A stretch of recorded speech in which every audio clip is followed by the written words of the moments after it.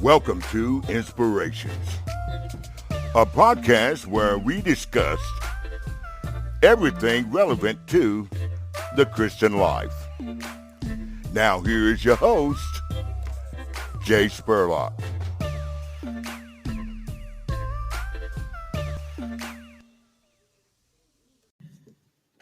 All right, welcome into the Inspiration Podcast. I'm your host, Jay Spurlock. Today I'm joined by one of my good friends.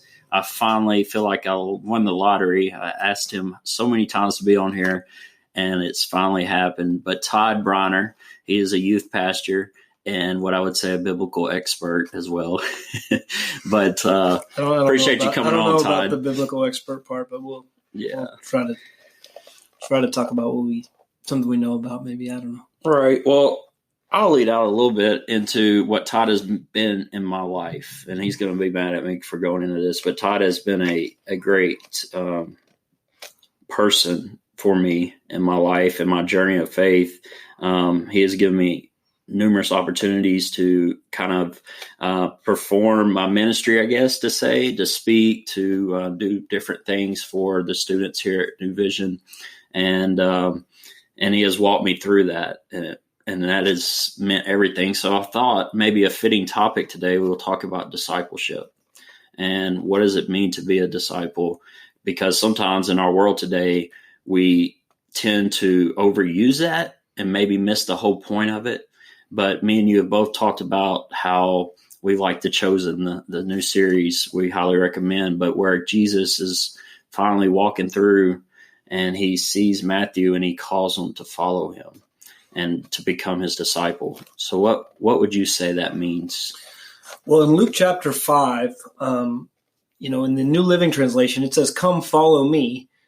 And it adds, "to be my disciple." And so we're not just looking at a following, maybe like we would think of it today, where I'm a follower of Jesus, or I know maybe in more modern times, some people don't even like to say I'm a Christian, but I'm a Christ follower.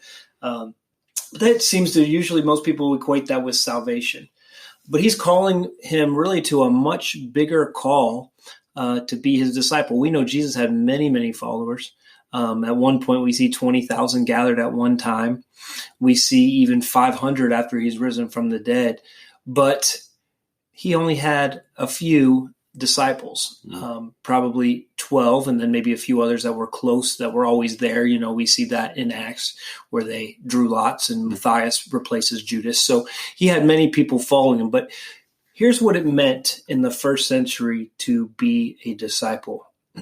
We have to look back and see what it meant to them. What did Matthew hear when he was at the tax collector's booth? What did James, John, Peter, and Andrew hear when they were in their fishing boats?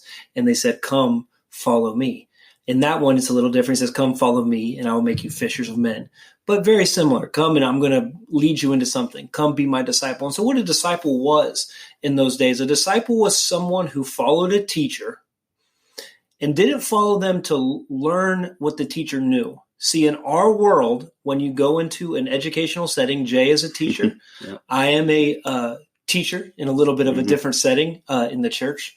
But when we're teaching, we're trying to communicate to our students what we know. When Jay teaches history, he's trying to teach things that he's learned to the students. When I'm at church, I'm trying to maybe do a little bit more closer to what Jesus is doing, because I'm trying to not only teach them information, but trying to teach them facts and inspire them to put that into action. But when you were a student of a rabbi, when you were a disciple, you could only be a disciple if you had a rabbi. A rabbi was a teacher.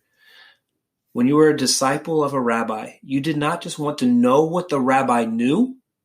You wanted to become what the rabbi was. You were in the sense of the old Austin Powers movie, you were that mini-me. You were trying to become like him.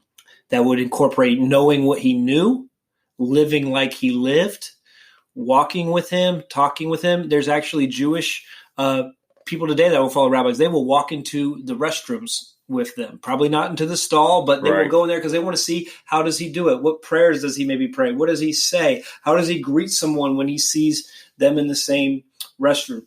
In the rabbinical tradition, they would say that you were in the rabbi's dust, because as you walked around, you literally were catching the dust off of his feet because you were that close. That's what we see the disciples do.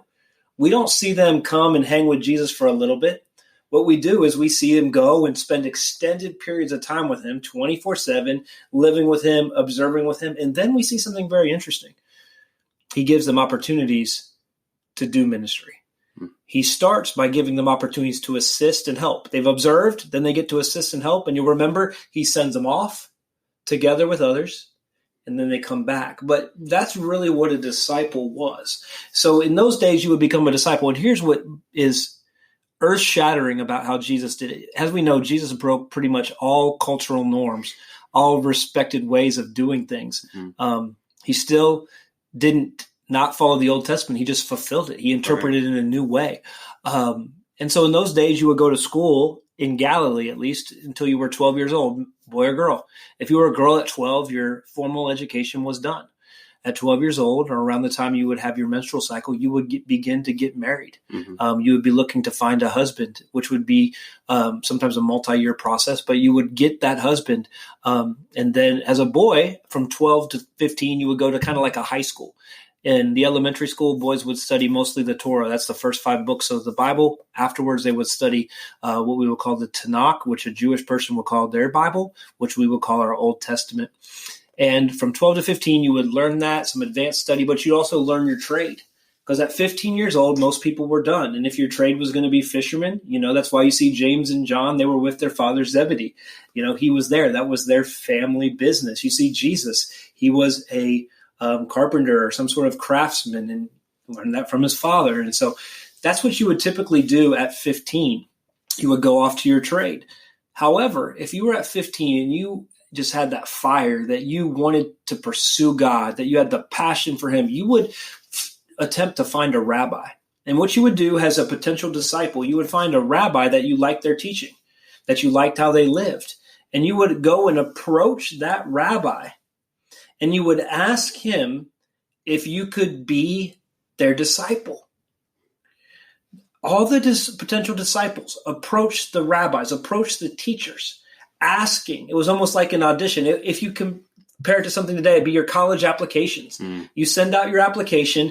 You're trying to show your best forward, your grades, your extracurriculars, everything about you, your reference letters. Who you know. Who you know, everything, Right. And you try to get in as a student. And so you would try to get in there as a disciple. And if the rabbi thought maybe you could make it, maybe you could do it, they would call you to be a disciple. And that meant leaving everything because you lived with them. You stayed with them. You traveled with them.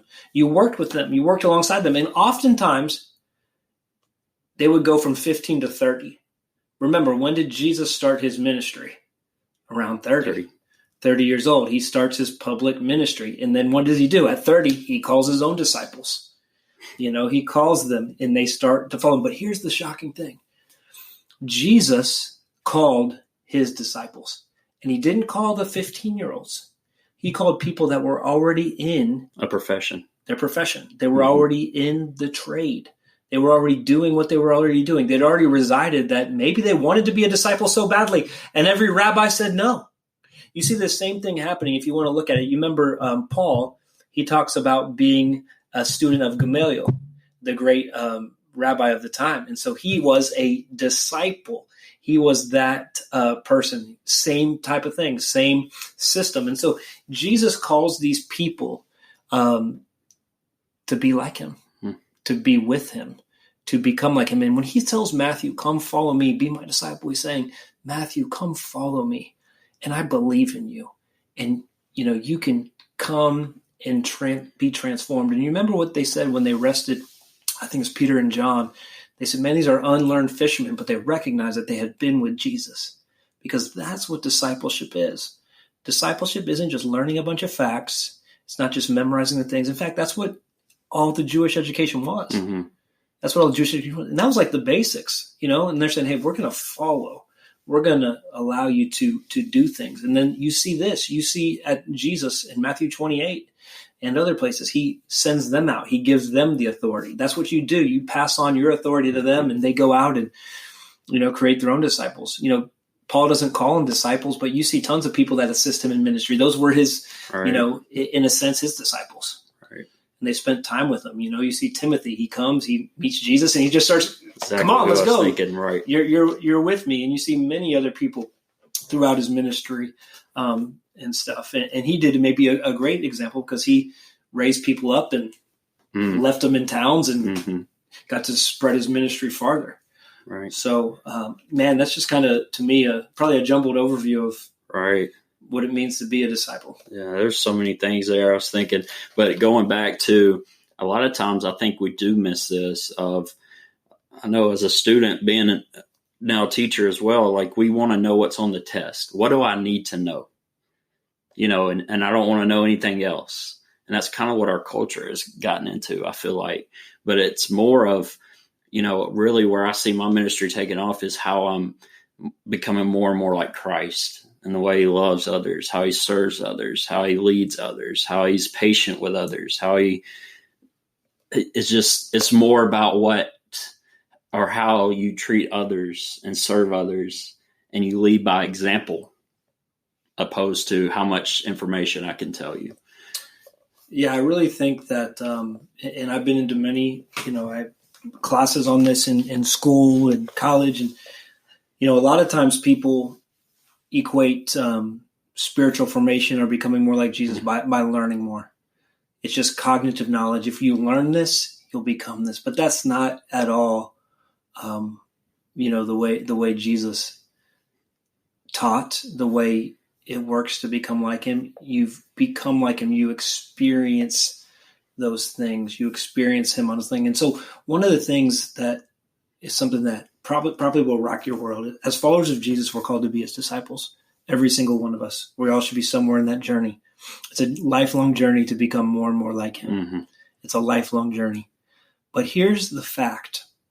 If we are supposed to live like Jesus lived, if we're supposed to be like he was, we have to know how he lived. And I would say for the majority of Christians, they know some stuff about Jesus, but they don't really know how he lived. And the only way we can do that is by hearing, reading, listening to the Bible, or seeing videos like The Chosen. There's some that are word for word that are great ways to get it in. I would say probably if you want to be a great disciple, you're going to put that stuff into your mind all sorts of ways. You know what I mean? Not just reading, not just videos, but I think if we're called to do that, we cannot be a good disciple if we're not spending a lot of time and knowing how Jesus lived. And that's the Gospels, Matthew, Mark, Luke, and John, really looking at those. I know just watching The Chosen, I've just been challenged to get more into the Bible. And I realized that just to get more into the Gospels and really see how Jesus lived. And if you read 3 chapters a day, you can read the whole Gospel, every Gospel, Matthew, Mark, Luke, and John, in a month. It's about 89 chapters, I think, when I added it up. 3 chapters a day in a month you can read. And so that's what I'm challenging myself to, just because as we're supposed to be his Talmid, his disciples, we've got to know how he lived. Okay. If we don't know, and I think the more you read it, the more you see it, right? And seeing it in different ways, just an amazing thing. Yeah. So, you say that because what if someone's here and they're like, well, I've already read the whole Bible front to cover. And here's what I think you can speak to this as well.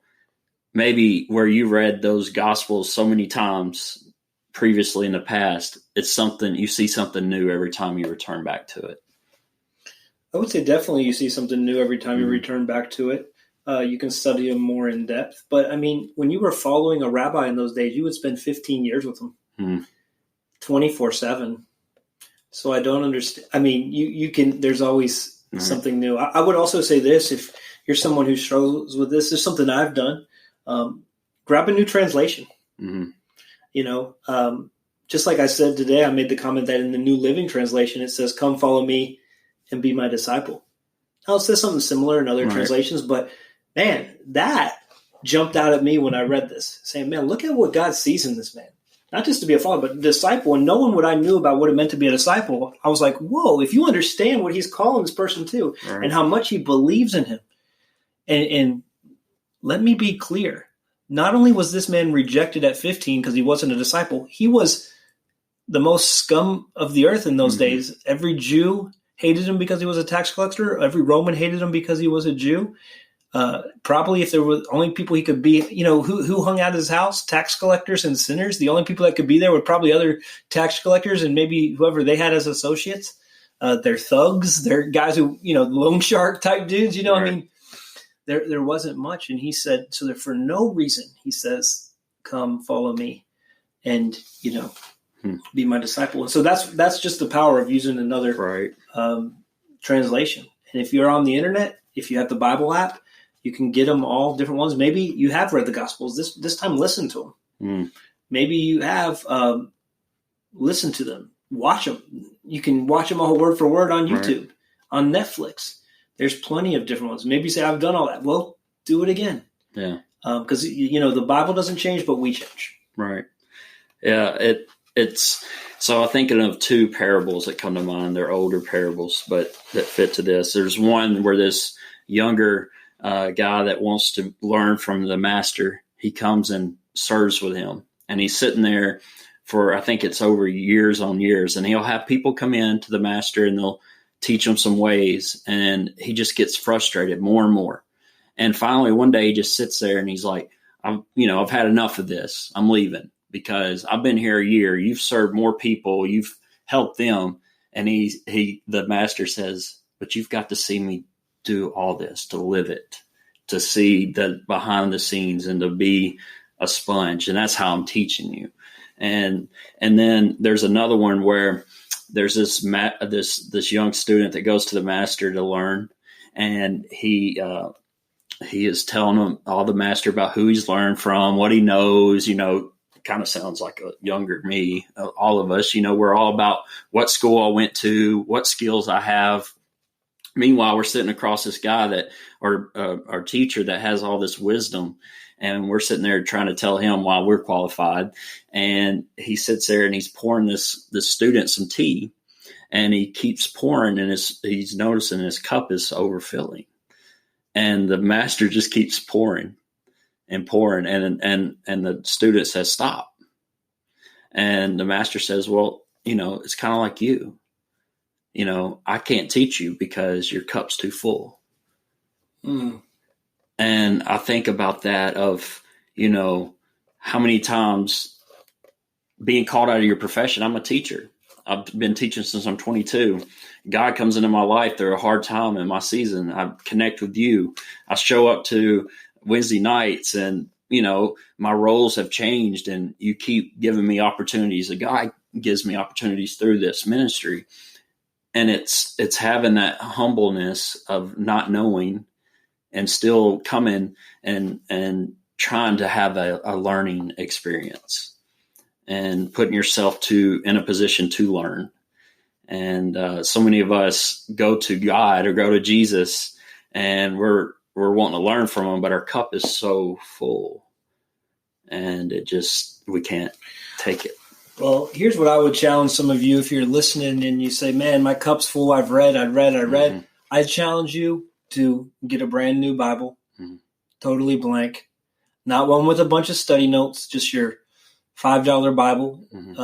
You can easily get them off Amazon. Pick whatever translation you want, preferably one maybe that's different than one you normally read. If you read the ESV, get the NIV, get the NLT, get something different and just read it afresh. See, a lot of times we read the Bible with a full cup. We already know what we're reading, or we think we know, or we've been told something and we know what the study Bible guy knows, the Bible scholar that wrote the notes. And instead of hearing from God and allowing the Spirit that's inside of us to teach us. And what is the Spirit? He's the teacher. Right. We weren't given, Bible scholars to teach us. We were given the Spirit to teach us. And oftentimes I think that keeps us from experiencing God in a way that is maybe amazing, just because we're relying on what other people think, or we're relying on other people's experiences. And yes, maybe we learn some more information, but do we really connect with God? If you're a follower of Jesus and you're listening to this, the Spirit of God's inside of you. And I think that's why Jesus can call us and that we can really be a disciple, because we're with him. It's who we're with. It's who's inside of us. Todd Breiner would be a terrible disciple. The Pharisees were trying to be disciples, but they were rule followers. They were trying to be great disciples of God, but they were legalistic and rule followers and made it harder for the people. That's what it becomes if you don't do it with Jesus' power. Right. And you can't. Right. But he says, hey, I'm with you. You're coming with me, and I'm going to, he said to Peter, James, John, Andrew, I will make you fishermen. Come follow me, and I will make you fishermen, make you that I'm going to shape you. I'm going to mold you. I'm going to challenge your thinking on every way. Another great thing from that scene. What does Jesus say to Peter at the end? You're going to have to get used to seeing things different. Right. Because everything you think about that's going on, right, it is different, and so, this is a little bit aside the point, but this is something everybody's talked about. And just recently I kind of figured out where it came from. So many people were so shocked about Jesus because they were expecting a military leader. They were expecting someone to do that. And you kind of see that a little bit in the movie The Chosen, or the TV show The Chosen with Peter. You can almost see he keeps waiting, like, hey, we got to start gathering these people and getting them fired up. And he would have been a great hype man. He was excited. He would have, loved to introduce Jesus. But so they're coming from about 150 years ago. Before this, there was the Hasmonean dynasty led by Judas Maccabeus. And they literally took out the Greeks and conquered the Greek people that were ruling them, and they set up a Jewish-ruled Israel. So they were finally ruled by themselves. It had been, years. And so he did it militarily. He was a priest that led people, and they won the military. And so that is fresh in the people's mind. And so they're looking for the next person like this. And so that's why they interpret it back into the Messiah is going to be a military person. But when you read stuff like Isaiah and the prophecies there, some people call Isaiah the fifth gospel because it's such clearly about Jesus. Right. It's like a lamb led to the slaughter. Right. People are like a sheep without a shepherd. It's just like, whoa, who is this talking about? Especially if you look at Isaiah 53, and it's a suffering Savior. It's exactly Jesus. And so I just thought that was crazy because I never thought really where did they get this from, but they kind of interpreted that, and they're looking for that again, but a better version. And so they're really looking for a Messiah, and if you watch The Chosen, they're not looking, even the religious Pharisees, they're not looking for a God's son. They're looking for a Messiah, a Savior, and a physical Savior, not a greater spiritual Savior with a greater spiritual kingdom. So it's just amazing. And if you're listening, and you say you already read the Bible. I started reading the Bible at 17 years of age. I've been reading it very regularly for 20 years. Right. And I'm seeing stuff new that I've never seen. And I've studied it for a profession, and so it just gets you more excited as you look into it. Yeah. And I think that has to do with the Spirit too, reading it with the Spirit with you and it teaching you. I think about that so many times, but also where Jesus came for the sick, right? Yes. He said, I didn't come to call the healthy, I'm the doctor and I'm here for the sick. And so what's he saying there? I think he's saying everybody's spiritually sick. But just like today, so many people have incredible sicknesses and they deny it. Oh, I don't need to go to the doctor. I'll be all right. It's just a cough. And the next thing you know, it's something catastrophic. And so when's the best time to go to the doctor? When you first realize there's a problem. I thank God all the time that he really got a hold of me right before I turned 17 years old in high school. As a junior in high school, I seen people that went way the other way. Yeah, I didn't have to, go as far, down and I realized my sickness much earlier than some. Right. And God forgives all sins. I always say that as truth, but there's earthly consequences. Right. And the earlier you become a follower of Jesus and pursue him with your life, you can avoid some of those potential. Right. One thing also, and we'll kind of end on this, but one thing I think we sometimes miss is presenting our cup daily to be filled with God. And I've had so many people ask me about prayer lately. And, Paul says to pray continuously. And I could be better about getting on my knees all the time and spending hours and hours and hours on prayer. I think, nothing wrong with that. We're all different. But to me, starting your day with an empty cup to say, blessed are the poor in spirit, and allowing the Spirit to fill your cup daily, to me, is a way a disciple starts their day. And so that's kind of stuck in me. But, you've talked about that too. And yeah, really one of the things that God struck me with is that so many times we talk about all these ideas and schemes and ways to advance God's kingdom or do these different things. And I think that's kind of, if you watch The Chosen, you guys got to watch it if you're listening, if you haven't. But you see that kind of as Peter. He's trying to connive it and get it going. I mean, and you see that in the Gospels. Right. He's trying to kind of force the issue. But I think what is supposed to happen is that you lead out of the overflow. You do ministry out of the overflow. Right. I will tell you the truth. I've been empty so many times, and I've been overflowing so many times. And when you're empty, you can try your hardest and you can work so hard, but I'll say you see less fruit. When you're being filled to overflowing with just communion with the Lord, just being with Jesus, that's when the ministry happens in a much greater way.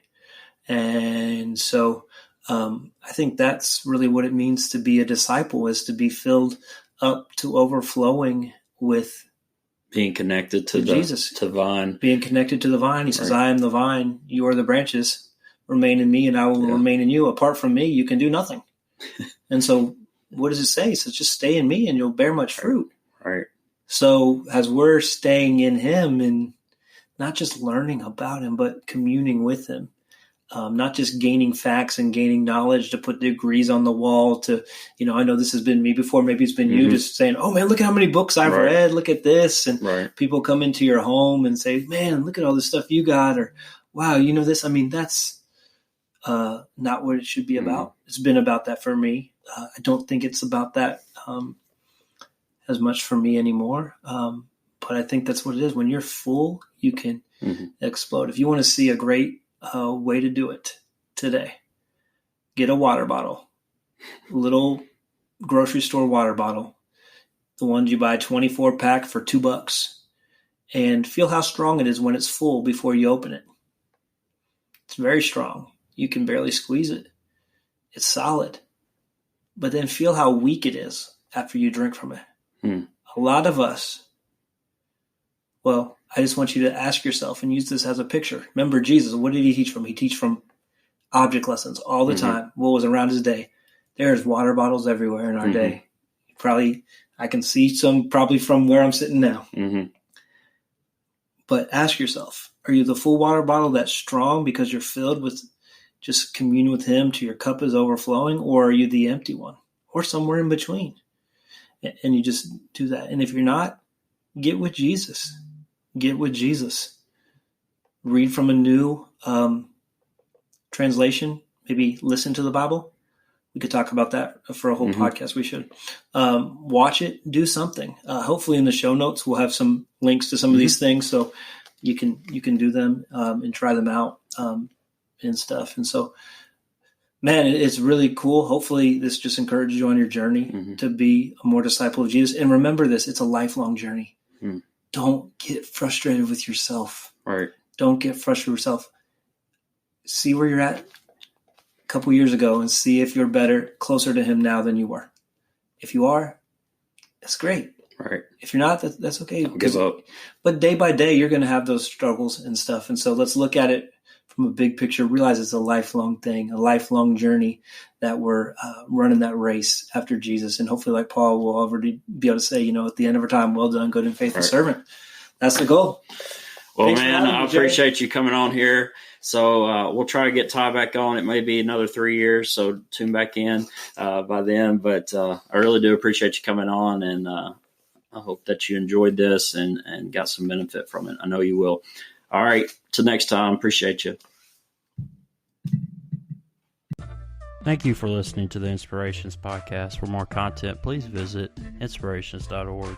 Also, head on over to iTunes to subscribe, rate, and leave a comment. Thanks.